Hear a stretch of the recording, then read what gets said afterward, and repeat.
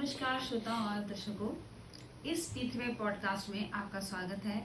आज हमारे साथ एक बहुत खास ही मेहमान हैं, मिस्टर जय कौशिक, जो आपको पीथवे के बारे में जानकारी देंगे। तो स्वागत करते हैं मिस्टर जय कौशिक का, आपका बहुत बहुत स्वागत है। धन्यवाद। तो अजय जी, आजकल हमने पीथवे के बारे में बहुत सुना है, तो आप हमें बताएं कि पीथवे क्या है और इसके क्या लाभ हैं।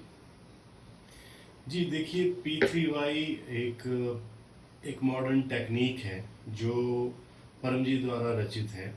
परम जी कौन है वो मैं आपको बाद में बताऊंगा, पर बेसिकली ये एक ऐसी टेक्निक है जिसके द्वारा आप अपनी भौतिक, शारीरिक और जो आपकी आध्यात्मिक इच्छाएं हैं वो आप पूरी कर सकते हैं। तो आप जीवन के किसी भी फील्ड में इस विद्या का प्रयोग कर सकते हैं और इसके लिए आपको किसी जाति, धर्म, संप्रदाय इसकी कोई ज़रूरत नहीं है। ये बिल्कुल, ये विद्या इससे कोई कंसर्न नहीं है।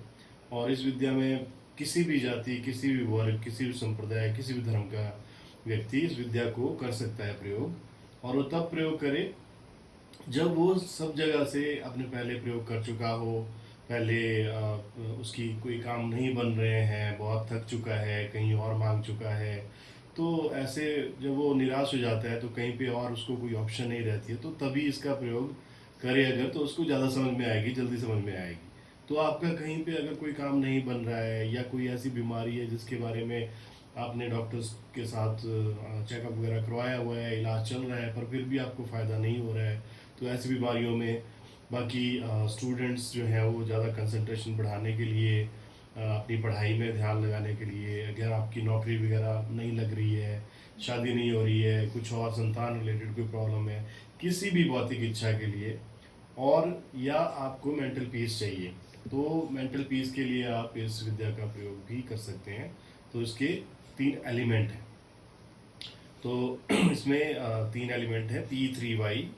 तो P और Y, 3 बार P और 1 बार Y। तो इसका मतलब है, पहला P परम जी, दूसरा P पप्र, तीसरा P परम और Y से योग। तो ये परम जी, पप्र, परम योग की जो विद्या का नाम है, इसको शॉर्ट फॉर्म में हम P3Y कहते हैं। अच्छा, तो आपका मतलब ऐसा है कि जीवन में जो भी हमारे क्षेत्र होते हैं, भौतिक या आध्यात्मिक, उसमें हम इस विद्या से लाभ ले सकते हैं। जी बिल्कुल। और सभी वर्गों के लोग इसमें लाभ लेते हैं, बच्चे, बूढ़े, जवान, सब।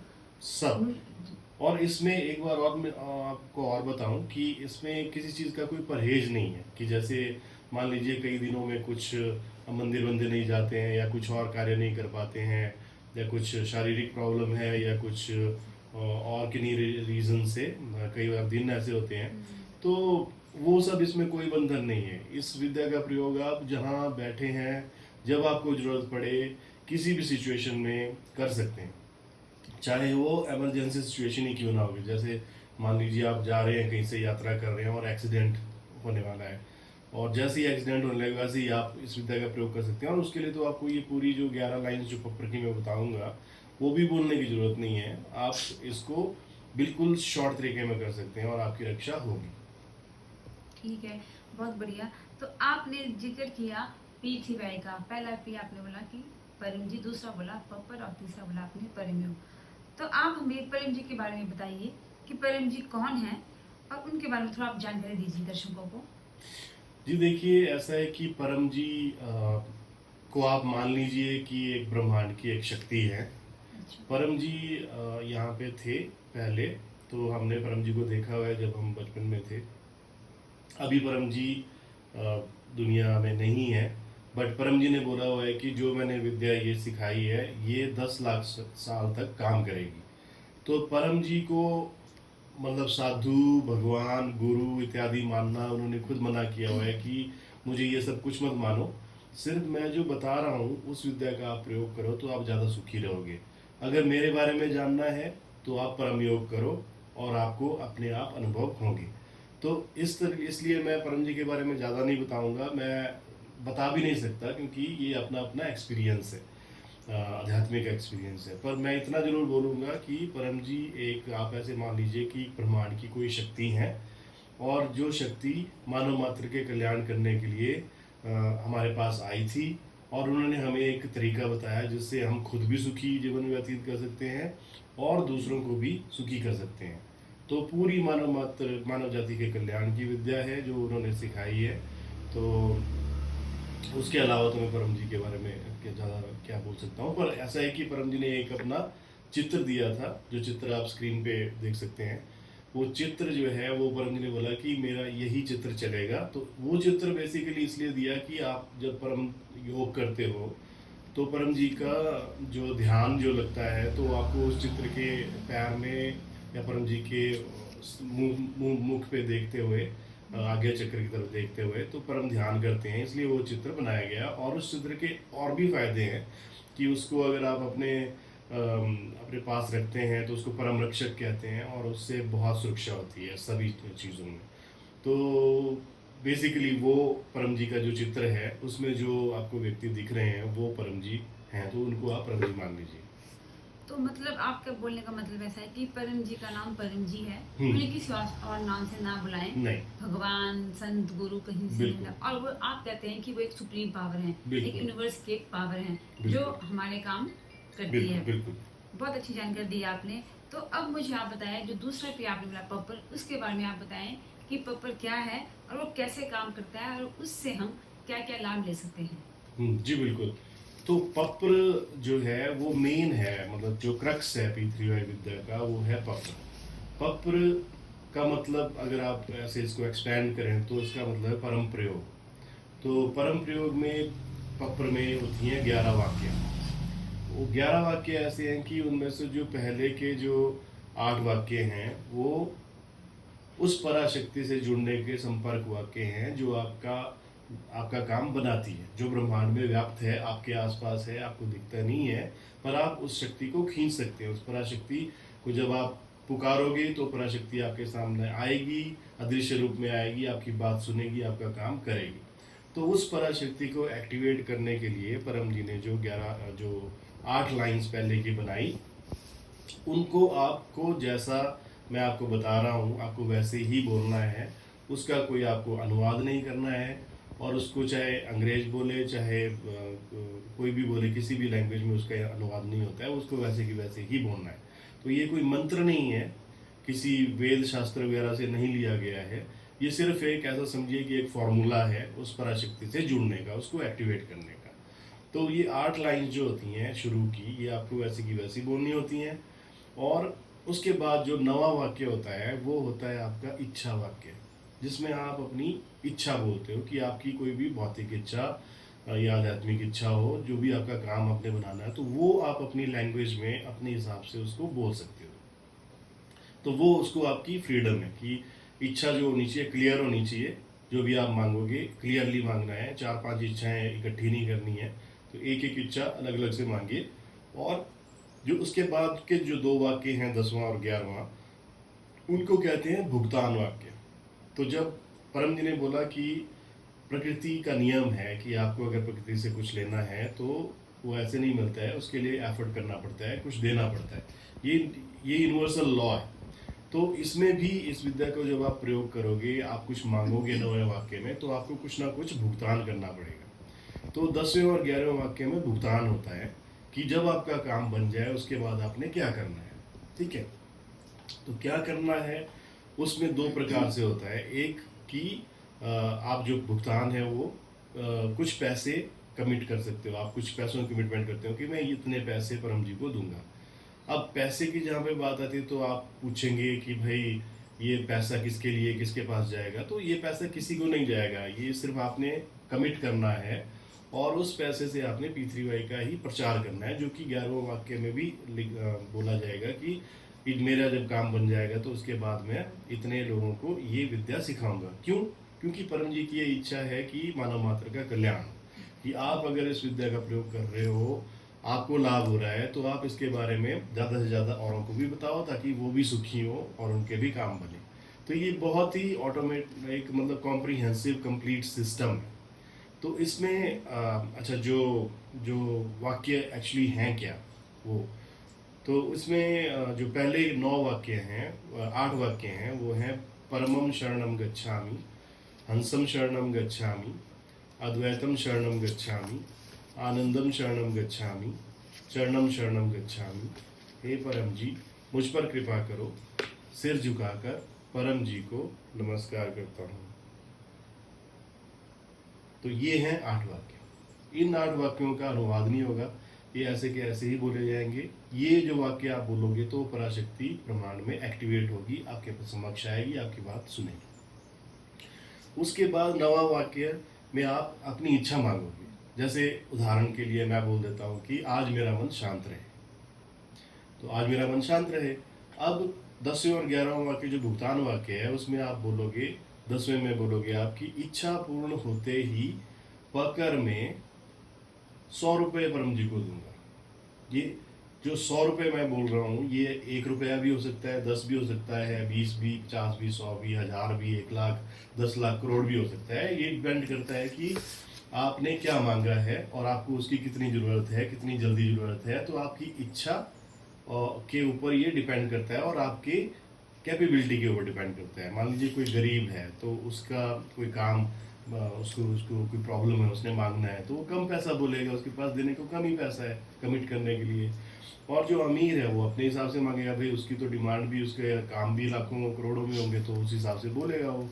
ये आप एक तो या तो फिक्स्ड अमाउंट में बोल सकते हो या आप एक परसेंटेज ले सकते हो कि भाई जितना मुझे लाभ होगा। मान लीजिए व्यापार में आपकी इच्छा है कि मैं जो व्यापार कर रहा हूँ उसमें मुझे प्रॉफिट जो है वो मेरा वर्तमान से, जैसे मुझे 10 रुपये प्रॉफिट हो रहा है तो मेरा ये 20 रुपये हो जाए।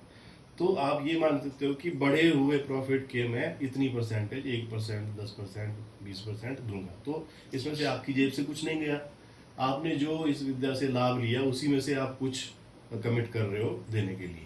तो ये बहुत ही मतलब बिल्कुल ट्रांसपेरेंट तरीका है, इसमें कोई भी कष्ट नष्ट ठगैती संभव ही नहीं है, क्योंकि इसमें कोई ज्वाइनिंग फीस नहीं है, कोई मेंबरशिप नहीं है, कोई आपको एडवांस में कोई गुरु मंत्र देने की कोई दीक्षा नहीं, पैसे नहीं ले रहा है ना। और इसमें कुछ आपको कहीं पे जाना नहीं पड़ रहा है, चढ़ाना नहीं पड़ रहा है। ये सारी जो आपकी इच्छा है आप कभी भी अपने आप मांगोगे और उसके लिए भी आप अमाउंट भी खुद ही डिसाइड करोगे और दोगे कब, उस अमाउंट का क्या करोगे, पी3 के प्रचार में आओगे कब, जब आपका काम बन जाए तब। अगर काम नहीं बना तो आपने कुछ नहीं देना है, कुछ नहीं करना है। अगर काम बन गया तो आपने वो जो प्रॉमिस किया वो पूरा करना है।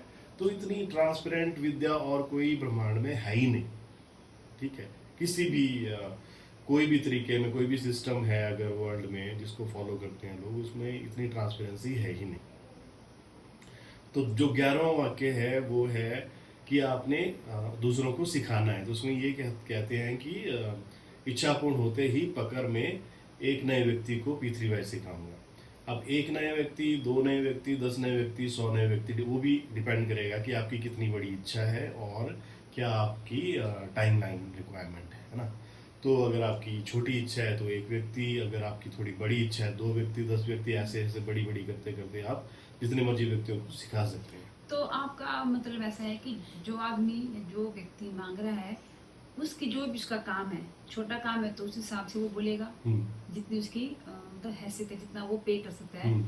और अगर बड़ा काम है कुछ तो उस हिसाब से वो पे करेगा। तो आप जरा मुझे डिफरेंस बताइए कि छोटे काम और बड़े काम कैसे लोगों को पता चले कि ये छोटा काम है या कोई बड़े काम है। और जो काम होते हैं पी3 से वो कितने समय में बनते हैं। जैसे कोई छोटे काम है, छोटा किसी की समस्या है तो कितने समय में होगा उसका काम पूरा। और कोई बड़ी समस्या है, जो बड़ा काम है, तो कई बार लोगों को पता नहीं चलता कि छोटा काम और बड़ा काम क्या है। तो उस हिसाब से आप उनको जरा जानकारी दीजिए कि पपर में और कैसे आप मांगते हैं छोटे काम के लिए, कैसे आप बड़े काम के लिए मांगेंगे। जी, ये आपने बहुत अच्छा प्रश्न पूछा है। बेसिकली ये बहुत कंफ्यूजन रहता है सबको कि भाई क्या छोटी इच्छा, मेरे लिए तो सारा काम ही, मतलब मेरा काम इम्पोर्टेंट है। तो ऐसा नहीं है। देखिए कई इच्छाएं ऐसी होती है, जैसे मान लीजिए आप बैठे हुए हैं, आपको सिर में दर्द हो गई है ना, पेट में दर्द हो गई, वो तो छोटी बीमारी है। तो छोटी इच्छा है, आपको रिलीफ चाहिए इंस्टेंटली कि भाई मेरा सिर दर्द कम हो जाए और या मेरी पेट दर्द कम हो जाए। तो आप क्या करते हो, एक गोली लेते हो है ना, आप कुछ भी पैनाडोल ले लेते हो, कोई भी ले लेते हो, गोली लेते हो, आपके सिर का दर्द ठीक हो जाता है ना। छोटा मोटा आपको बुखार आता है तो आप छोटी सी दवाई लेते हो, मतलब जो आपकी कॉमन दवाई होती है जिस पे कम पैसे खर्च होते हैं वो लेते हो। अगर आपको मेजर बीमारी होती है, कोई आप चेक करवाते हो डॉक्टर के पास, उसके वो बोलते हो कि भाई आपको तो ये ब्लड प्रेशर है, शुगर है, कुछ और है, तो उसका इलाज उसके हिसाब से होता है। तो छोटी इच्छा का मेरा मतलब ये है कि जो इच्छा जो एकदम से पूरी होने वाली हो, जिसके पूरे होने ना होने से इतना ज़्यादा आपका कोई नुकसान भी नहीं हो रहा है, तो उसके लिए आप कम पैसे बोल सकते हो और कम व्यक्तियों का प्रचार बोल सकते हो।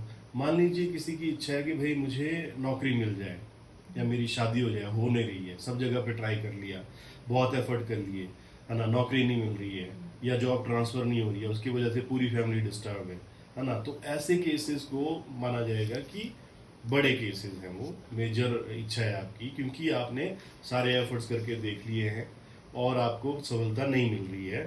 तो आप क्या करोगे? उसके लिए आप 1 रुपया नहीं बोलोगे, क्योंकि 1 रुपये में वो काम बनने वाला नहीं है। उसके लिए आप बोलोगे उस इच्छा के हिसाब से, जैसे मान लीजिए नौकरी का आपने बोलना है, तो नौकरी के लिए आप बोलोगे कि इच्छा पूर्ण होते ही, जैसे पहले तो आप अपनी इच्छा में क्लियरली बोलोगे कि भाई मुझे मेरे जो मेरी क्वालिफिकेशन है उसके हिसाब से मुझे जॉब मिले, जो मेरी योग्यता है उसके हिसाब से मुझे अप्रोप्रिएट सूटेबल जॉब मिले, ताकि मैं मेरा फैमिली का भी मैं मेंटेन कर सकूं और मेरी करियर भी प्रोग्रेस हो।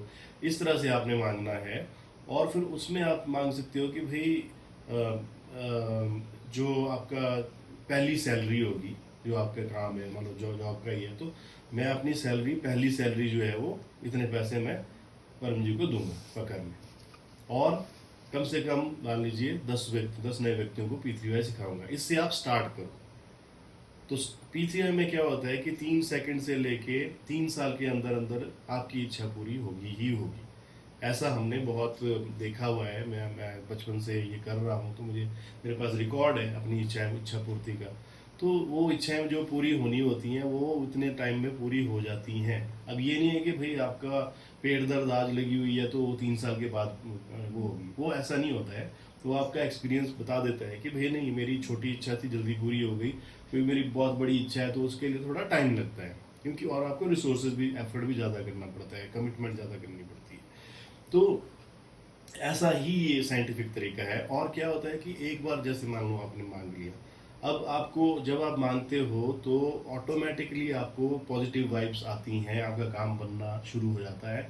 अगर मान लो आपको कुछ टाइम तक वो पॉजिटिव वाइब्स नहीं आती हैं, अब आपने जॉब के लिए पेपर किया हुआ है, 1 महीना हो गया, 1.5 महीना हो गया, आपको लग रहा है कि कोई तो मेरे को इंटरव्यू आई नहीं, कुछ तो हुआ नहीं, आपका मन फिर से बेचैन है। तो उस केसेस में होता ये है कि आपने जो कमिट किया है अपनी इच्छा के अनुकूल, उसका आपका जो कमिटमेंट की जो क्या बोलते हैं, इक्विलिब्रियम नहीं आया, वो बैलेंस में नहीं हुई है आपकी इच्छा के अकॉर्डिंगली, तो उसमें आपको चेंज करना पड़ेगा, रिवाइज करना पड़ेगा उसको। तो रिवाइज करने के लिए आप दोबारा से पेपर करोगे, ये 11 लाइनें बोलोगे, उसमें 10 लाइन, 10th लाइन में आप या तो आप अमाउंट बढ़ा दो, 1 महीने की सैलरी की जगह आप कर लो 2 महीने की सैलरी या 1.5 महीने की, या कुछ भी अमाउंट आप बढ़ा दो, या आप प्रचार के व्यक्ति बढ़ा दो, कि आप 10 बोला था, 15 कर लो, 20 कर लो, 100 कर लो, जो आपको कंफर्टेबल लगता है। कईयों को पैसा देना ज़्यादा कंफर्टेबल फील होता है, कईयों को प्रचार करने में दिक्कत होती है तो पैसा बोलते हैं, कई प्रचार में ज़्यादा इन्वॉल्व एक्टिव होते हैं, उनका सर्कल बड़ा होता है तो वो फील करते हैं कंफर्टेबल कि हाँ मैं बताऊँ किसी को, तो वो लोग प्रचार के लिए ज़्यादा बोले, या फिर आप दोनों ही बढ़ा दो थोड़े थोड़े। तो जब आप रिवाइज करोगे, तो जब वो इक्विलिब्रियम आएगा, जब आपकी इच्छा का लेवल, जब आपके कमिटमेंट के भुगतान के लेवल के बराबर पहुंचेगा, तो आपको पॉजिटिव वाइब्स आना स्टार्ट हो जाएंगे और आपका काम बनेगा। ऐसा लोगों के एक्सपीरियंसेस हैं। अच्छा, तो आपने बहुत अच्छी जानकारी दी हमें पेपर के बारे में।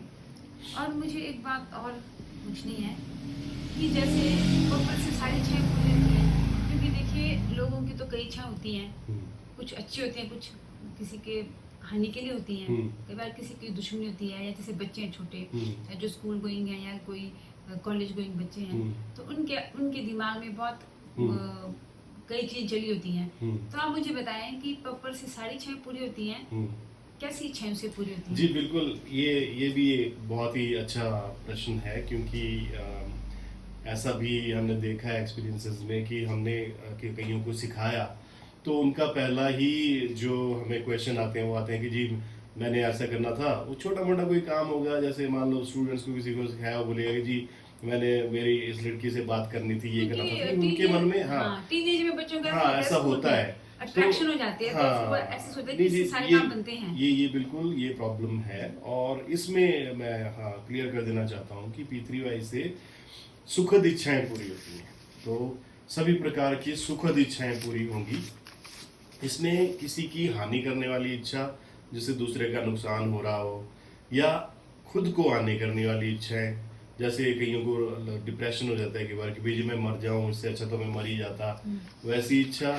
या फिर क्या बोलते हैं, जिससे परम जी की हानि हो कि भाई मैं P3Y के कोई प्रचारक है उसके बारे में ही कोई गलत इच्छा वो कर लूं, है ना। तो वो वाली इच्छाएं इसमें पूरी नहीं होती हैं। बाकी इसमें हर प्रकार की सुखद इच्छा पूरी होती है। तो इन चीज़ों का ध्यान आपको रखना पड़ेगा कि आप मांग क्या रहे हो, है ना। और जो लास्टली जो इम्पोर्टेंट चीज़ में ये भी है कि भाई जो इच्छा फ्यूचर में जाके आपके लिए हितकारी ना हो, आपके लिए उसका नुकसानदायक हो आपके लिए, वो ऐसी इच्छा पूरी नहीं, वैसे काम आपके नहीं बनते हैं। अब आप बोलोगे कि मेरे को क्या पता कि भाई फ्यूचर में ये ठीक था कि नहीं था, मुझे तो अभी तो लग रहा है कि मुझे ये काम बनना चाहिए। तो वो आपको पता चल जाता है जब आपको आपका काम वो नहीं बनता है, तो आपको फ्यूचर में पता चल जाए कि यार ये ठीक हुआ कि ये काम नहीं बना, क्योंकि इससे बेटर तो मेरा ये काम था, और अगर ये हो जाता तो मुझे नुकसान ही होता। तो ये एक्सपीरियंस के आधार पे हम बोल सकते हैं कि ऐसा होता है। तो आपका कुछ ऐसा एक्सपीरियंस है, जैसे कोई काम आपका आपने कोई मांगा अपने परम जी से, कोई इच्छा की या किसी समस्या के बारे में मांगा, वो काम आपका नहीं हुआ, फिर आपको बाद में लगा कि ऐसा हुआ था उस टाइम, तो वो नहीं ठीक वो हुआ? हाँ, मेरे पास तो खैर बहुत एक्सपीरियंसेस हैं अपने P3Y के बारे में, बट इसमें सबसे बड़ा जो एक्सपीरियंस मैं बोलूँगा वो जैसे जॉब के बारे में। हमारी एज में तो जॉब सबसे ज़्यादा इम्पोर्टेंट होता है। अगर जॉब नहीं है तो भैया क्या, फिर तो लाइफ ऐसी ही है। तो जॉब के लिए मैं 2010 में मेरी जॉब चली गई थी। मैं दिल्ली में जॉब करता था पहले, तो मेरी जॉब चली गई और मैं घर से काम करने लग गया, मतलब आधी से कम सैलरी पे एज ए कंसल्टेंट। तो उस टाइम मुझे ये लगता था कि मेरे साथ ऐसा क्यों हुआ, और मैं पपर करता रहा कि भाई मुझे जॉब मिल जाए, क्योंकि मैंने तो आज तक सब कुछ पपर से ही किया हुआ है P3Y से। पर मुझे कम से कम 4-5-6 महीने तक मुझे जॉब नहीं मिली। और उस दौरान हुआ ये कि उस दौरान मेरे जिस तरह मैं बेरोजगार रहा, मेरे को कोई काफ़ी जगह पे मैंने इंटरव्यूज़ भी दिए, पर मेरी सिलेक्शन नहीं हुई। और दिए भी मैंने इधर उधर, जैसे दिल्ली में दिए, यहाँ पे दिए, हिमाचल में दिए, कहीं पे भी मेरी क्वालिफिकेशन के हिसाब से मैंने इंटरव्यू दिए। क्योंकि मैं CS हूँ, LLB हूँ, और BBA मैंने की है, तो उस हिसाब से मेरा एक्सपीरियंस था लिस्टेड कंपनी वगैरह में कंपनी सेक्रेटरी का, तो उसके हिसाब से मैं दे रहा था, बट मेरा सिलेक्शन नहीं हुआ। और उस दौरान क्या हुआ कि जिस दौरान मैं खाली बैठा था, उस दौरान मैंने इतने अपने काम बनवाए जो मेरे पर्सनल काम, जो मुझे जिनका टाइम नहीं मिलता था, और वो सरकारी से रिलेटेड काम थे जिनके लिए आपको स्पेशली मतलब छुट्टी लेके या टाइम निकाल के आना पड़ता है, फिर डेट्स नहीं मिलती, ये वो चीज़ें होती हैं। तो वो काम मेरे बने जो कि मेरे फ्यूचर के लिए बहुत अच्छे थे, बहुत उनका इफेक्ट पड़ा फ्यूचर के लिए। और जैसे ही वो काम पूरे हुए, वैसे ही 5-6 महीने के बाद मुझे सिंगापुर से ऑफर आ गई जॉब की, जो कि मैंने अप्लाई भी नहीं किया था, क्योंकि मेरी फील्ड में CS की लॉ की फील्ड में मैं IT में तो हूँ नहीं कि भाई फॉरेन कंट्री में मैं जॉब करूँगा। तो मुझे ऑफर सिंगापुर से आई, और पहली बार मैं मतलब मेरी इंटरव्यू हुई, मेरी सिलेक्शन हो गई, और मैं 6 महीने के बाद सिंगापुर चला गया। 2010 में मैं जुलाई में चला गया था सिंगापुर। अच्छा, तो बहुत अच्छा अनुभव है आपका। तो जैसे अभी आपने पप्पर के बारे में बताया कि पप्पर की 11 वाक्य होते हैं और उनसे काम बनते हैं। तो जैसे मान लो कॉन्टैक्ट हम उस पराशक्ति से बनाते हैं, ठीक है। तो आप मुझे बताइए कि जैसे पप्पर है, तो पप्पर किस किस क्षेत्र में लाभ करता है? मतलब जैसे आपने भी बताया कि मुझे जॉब के लिए मैंने पप्पर किया था, तो और कौन कौन से देखिए जैसे हमारे जो मेरे एक्सपीरियंस के हिसाब से जितना मैंने देखा हुआ है, लोगों के एक्सपीरियंसेस सुने हैं, तो पप्पर हर जीवन के किसी भी क्षेत्र में आप यूज़ कर सकते हो। चाहे वो नौकरी का क्षेत्र है, चाहे वो व्यापार का क्षेत्र है, चाहे वो विवाह शादी का क्षेत्र है, चाहे वो फैमिली में कोई प्रॉब्लम है अगर उसका क्षेत्र है, कोई कोर्ट में केस चल रहा है, कोई जगह ज़मीन का मामला है, कोई बीमारी है ना, कोई क्या बोलते हैं घर वगैरह बनाना है, मकान वगैरह खरीदना है, तो हर क्षेत्र में मतलब आप इसमें लाभ ले बोलने का सकते हैं। मतलब ऐसा कि जीवन के हर क्षेत्र जीवन में के हर क्षेत्र में आप आप इसका इसे यूज लाभ कर ले सकते सकते हो। हैं जब आपको इसमें कोई रिस्ट्रिक्शन नहीं है कि भाई इसमें नहीं मांगना है, उसमें नहीं मांगना है, मांगो। और मांगने में भी एक चीज़ जो इम्पोर्टेंट मैं आपको बता देता हूँ कि भाई ये सारी इच्छाएं इकट्ठे नहीं मांगनी है कि भाई मेरी जॉब भी लग जाए, मेरे को मेरी शादी भी हो जाए, मेरे बच्चे भी हो जाए, अच्छे सेटल हो जाए। इन सब इच्छाओं को आपने अलग अलग मांगना ओके। है ना। और जितनी इच्छा उसके हिसाब से आपको पकड़ बोलना पड़ेगा अमाउंट। तो कंबाइन नहीं करना है। और दूसरा ध्यान आपने ये रखना है कि भाई जगह जगह नहीं मांगना है। P3Y में सिर्फ एक ही रूल है कि एक तो आपकी इच्छा क्लियर होनी चाहिए, सेग्रीगेटेड इच्छा और क्लियर इच्छा होनी चाहिए कि भाई मेरे ये काम बने, एक ही इच्छा। और दूसरा, जो इच्छा आपने परम जी से मांगी है वो आपने किसी और जगह पे नहीं मांगनी है। वो क्यों?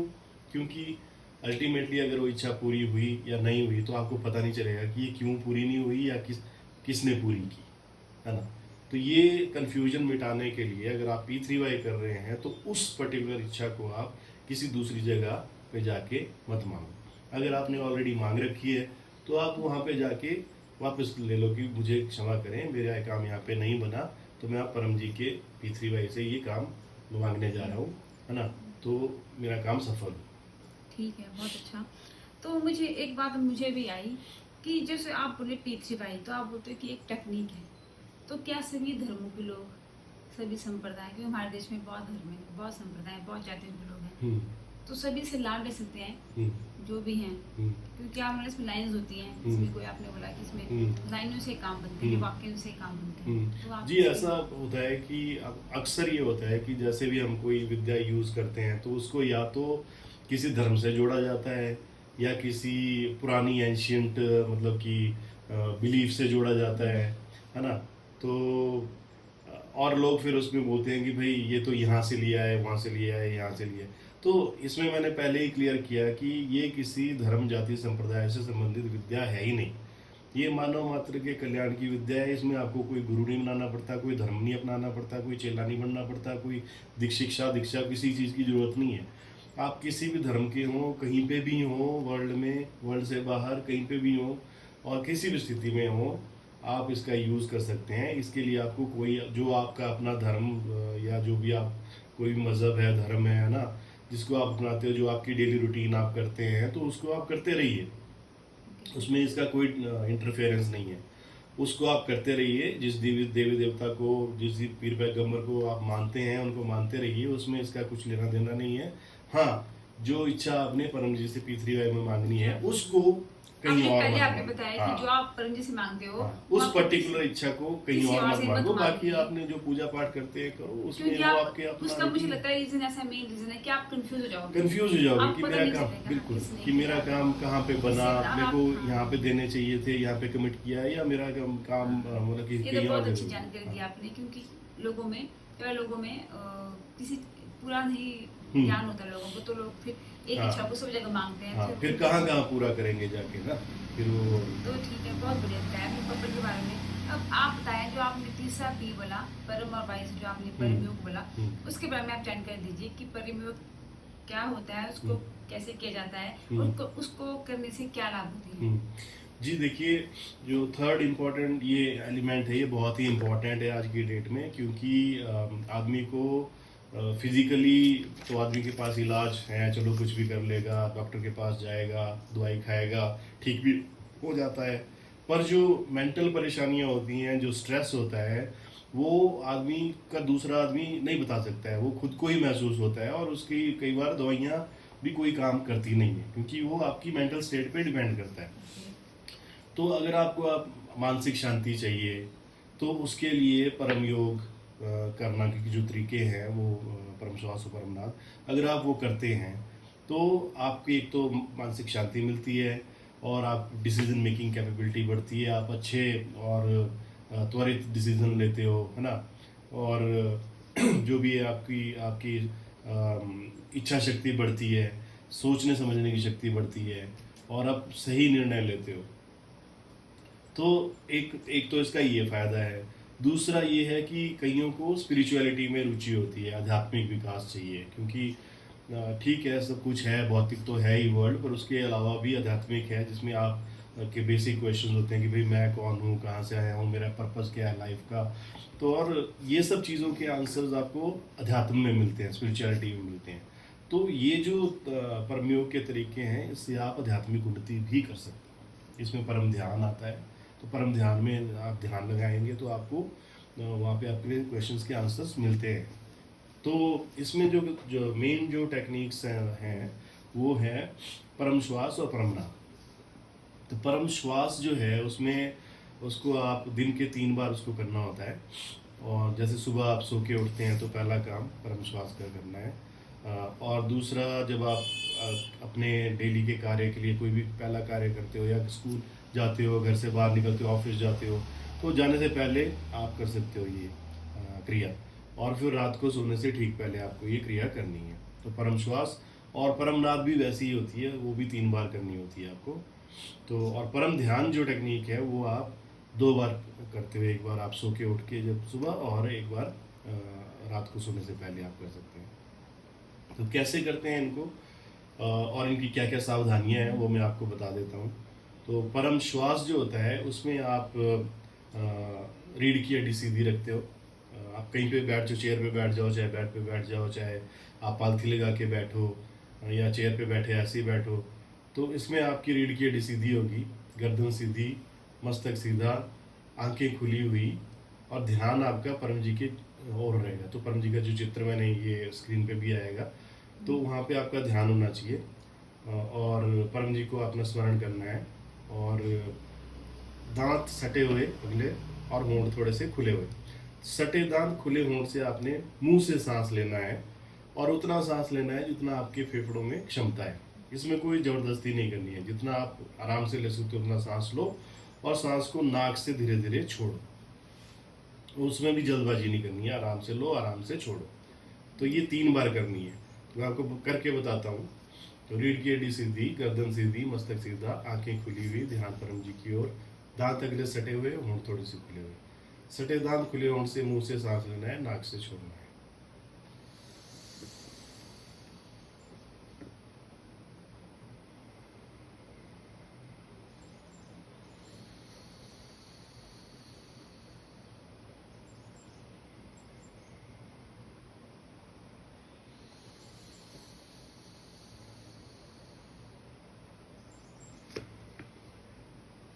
तो बस इतनी ही देर लगती है। बहुत सिंपल सी क्रिया बहुत है। सिंपल सी क्रिया है, आपने 3 बार सांस की मैंने, सांस को और फूलना। पता भी नहीं चला। इससे क्या होता है, ये क्रिया आप कभी भी कर सकते हो, जब भी आपको स्ट्रेस महसूस हो। आप ऑफिस में या कहीं पे हो, कई बार हम लोगों को बहुत स्ट्रेस हो जाता है कि ये काम कैसे करूँ, समझ में नहीं आता, निर्णय नहीं ले पाते। तो उस टाइम भी आप ये क्रिया कर सकते हो, और इसमें किसी को पता भी नहीं चलता कि आपने कुछ किया, क्योंकि कोई आवाज़ नहीं हो रही है, कुछ नहीं हो रहा है। आप बस ऐसे बैठ के 3 बार सांस लिया और खत्म। और देखोगे आपकी इंस्टेंटली आपको कितना रिलीफ फील होगा, है ना। तो इसको 3 बार दिन के कर सकते हैं, या आवश्यकता अनुसार जब आपको जरूरत पड़े, जब आपको स्ट्रेस महसूस हो, मानसिक शांति चाहिए, तब आप 1 से लेकर 10 बार तक इस क्रिया को करो। 10 बार से ज़्यादा नहीं करनी है एक सिटिंग में। उसके बाद मन शांत ना हो तो 1 घंटे के बाद दोबारा से 1 से 10 सांस आप ऐसे ले सकते हो। ठीक है, तो ये हुआ परम श्वास। और दूसरा जो दूसरी जो टेक्निक है वो है परम नाद। इसमें भी सेम पोस्चर सेम रहता है कि रीढ़ की हड्डी सीधी, गर्दन सीधी, मस्तक सीधा, आंखें इसमें बंद रहेंगी। आंखें बंद, ध्यान परम जी की ओर, दांत अगले सटे हुए, होंठ थोड़े से खुले हुए। सटे दांत, खुले होंठ से मुंह से सांस लेंगे, नाक से छोड़ेंगे। और जब नाक से सांस छोड़ेंगे तो की आवाज़ करके छोड़ेंगे, जैसे हमिंग साउंड, जो मधुमक्खी की आवाज़ होती है, वैसा करके आपने छोड़ना है। और इसको भी सुबह सो के उठ के, और ऑफिस जाने से पहले, और रात को सोने से पहले करना है 3 टाइम। तो इसमें मैं करके बताता हूँ 3 बार।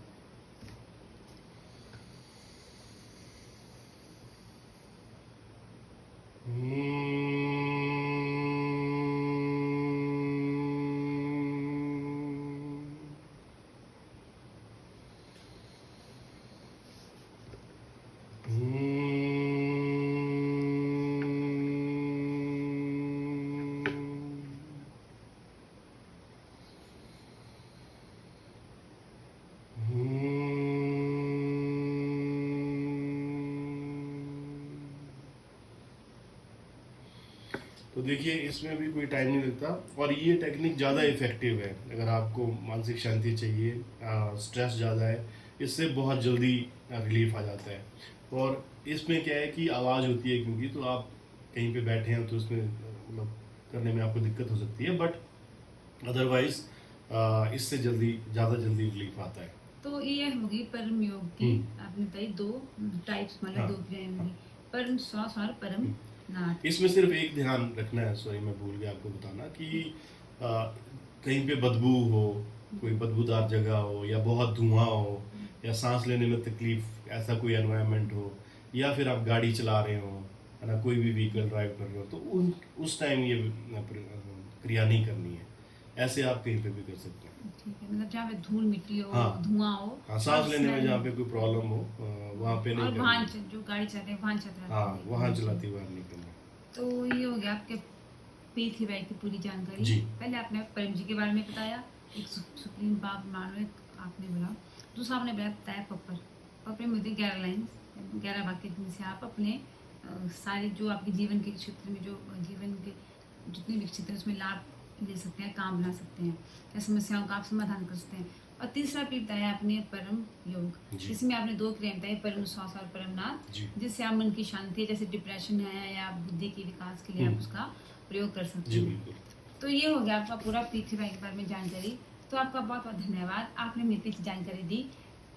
चैनल आपका बहुत बहुत धन्यवाद, आपने मुझे पॉडकास्ट के लिए बुलाया, और होपफुली फ्यूचर में आप बुलाते रहेंगे और भी गेस्ट को जो अपने एक्सपीरियंसेस शेयर करें और बताएं ज़्यादा से ज़्यादा लोगों को कि भाई ये विद्या भी है। अगर आपका कोई काम कहीं पे नहीं बन रहा है तो आपको पीस, प्रोस्पेरिटी एंड प्रोग्रेस के लिए एक ऐसी सिंपल टेक्निक बताई जाएगी जिसमें आपका कुछ नहीं लगेगा, है ना, कोई नष्ट नहीं होगा, कष्ट नष्ट कहती कुछ भी नहीं है, ना समय नष्ट होगा, ना पैसा नष्ट होगा, कुछ भी नहीं, और आप अपने काम आसानी से बना सकते। एक बात, मुझे एक प्रश्न भी याद आया है। हाँ, जैसे आजकल हिमाचल में देखिए बहुत प्राकृतिक आपदा, हाँ आपदा ये, आई हाँ, है, हाँ, लैंडस्लाइड्स हो रहे हैं, लैंडस्लाइड हो रहे हैं, बादल बाढ़ फट आ रहे रही हैं। है, जी, लोगों को बहुत मतलब जी, बेघर हो रहे हैं लोग। जी, जी। तो क्या ये विद्या इन जो नेचुरल क्लाइमेटीज होती हैं, इसमें भी आप इनसे इस विद्या से जी लाभ ले सकते बिल्कुल, जी हैं? बिल्कुल, ये बहुत ही रेलेवेंट क्वेश्चन आपने पूछा आज के संदर्भ में। और मैं तो चाहूँगा कि ये मैसेज सबको जाए कि P3Y में आप प्राकृतिक आपदाओं से सुरक्षा के लिए भी मांग सकते हैं, और जिस क्षेत्र में 70% लोग P3Y करते हैं, P3Y से लाभ लेते हैं, इकट्ठे समूह में मांगते हैं, तो उस एरिया का जो उसकी जो पेरिफेरी है उसमें 35 किलोमीटर का एरिया जो है वो सुरक्षित रहता है। उसमें प्राकृतिक आपदा नहीं आती, बाढ़, बादल फटना, भयंकर गर्मी, लू वगैरह ये कुछ नहीं होता, और पूरा इलाका सेफ रहता है। और ये तो चलो सामूहिक हो गया कि भाई सबने अगर मिलके पपर किया हो, बट आप अपनी और अपनी प्रॉपर्टी की रक्षा करने के लिए भी P3Y की टेक्निक का यूज़ कर सकते हैं। आप जैसे रोज़ पत्र कर सकते हैं कि भाई आज का मेरा दिन सुरक्षित रहे, कोई इस तरह की प्राकृतिक आपदा वगैरह नहीं हो। दूसरा, इस परम रक्षक होता है, इसमें जो चित्र होता है परम जी का, उसको पास में रखने के लिए उसकी एम्पावरमेंट 1 महीने की होती है, तो उसको पास में रखने से आपकी सब प्रकार की प्राकृतिक आपदाओं और दुर्घटनाओं से सुरक्षा होती है। तो आपके घर में अगर वो स्टिकर लगे होंगे P3Y के, तो आपका घर भी सेफ बचेगा आपदा से। आपके बगीचे, ज़मीन में भी अगर वो आपने स्टिकर्स वगैरह डाले होंगे तो उसमें भी आपकी सेफ्टी रहेगी। आपके पास खुद के पास पर्स में वो स्टिकर है, तो व्हीकल में स्टिकर लगा हुआ है, तो उससे आपकी सुरक्षा रहेगी। तो सब प्रकार की प्राकृतिक आपदाएं या मैन मेड आपदा जो भी है उनमें, एक्सीडेंट्स वगैरह में इसकी सुरक्षा रहती है, P3Y काम करती है। ठीक है, आपका बहुत बहुत धन्यवाद अजय जी, आपने हमें इतनी अच्छी जानकारी दी P3Y के बारे में। और मैं आशा करती हूँ कि आगे हम और भी ऐसे लोगों से मिलेंगे P3Y जी। के, और लोगों को जानकारी देंगे, विभिन्न क्षेत्रों में भी बताएंगे, जैसे कृषि का अलग मुद्दा, अलग क्षेत्रों में हम जैसे focus स्वास्थ्य में करते लोग हैं। कैसे लाभ ले सकते हैं। तो हमने, जी, आपने भी एक हमें जनरल ये तो मैंने जनरल एक आपने ओवरव्यू हाँ दिया है। ओवरव्यू दिया आपने P3Y के बारे में। और स्पेसिफिक अगर किसी की कोई समस्या हो, अगर कोई दर्शक तो आपके पूछना वो चाहें तो आप आपकी हमें website- ईमेल कर सकते हैं, आपकी website- यूट्यूब पे कमेंट कर सकते हैं, वहाँ पे पूछ सकते हैं, या फ़ोन कर सकते हैं, तो उसको भी हम एड्रेस कर सकते हैं उनकी ठीक है, क्वेरी। आपका बहुत धन्यवाद। शरणम शरणम गच्छामि।